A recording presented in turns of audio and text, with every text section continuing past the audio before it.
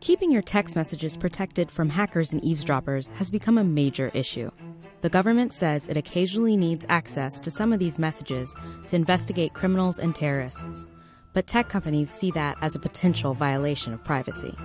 Your text messages are protected using what's called end-to-end encryption. This encryption happens whenever you send a secure text message from your smartphone. Here's how end-to-end encryption works to keep your data private while in transit. Your phone has two unique keys that encrypt and decrypt messages. These are called public and private keys. Your public key is shared with other people, and it's used as part of the encryption protocol. Your private key is only on your device and is never shared.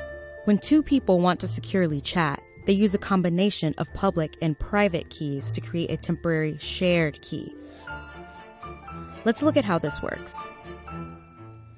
Alice sends Bob a message which simultaneously causes an exchange of public keys.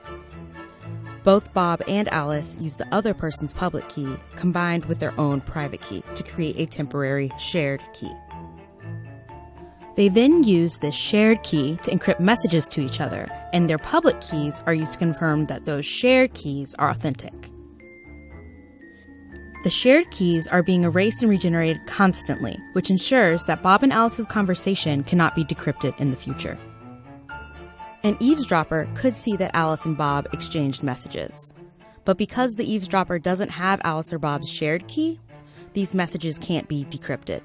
Some people believe that tech and telecom companies should provide what's called backdoor access to these encrypted messages. There are two types of backdoors.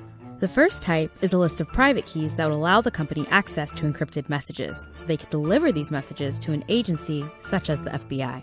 There are two problems with this method. One, if this list is hacked or compromised, every person's private key is up for grabs. Two, if this system is abused, you, the user, would have no idea that someone is accessing your data.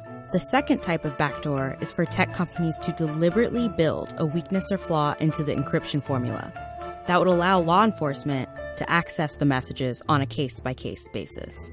The problem with this method is that hackers might eventually find a way to exploit those weaknesses too. At the core of this whole debate is the very thorny issue of personal privacy versus national security. It's one that society, tech companies, and the government are still trying to decrypt.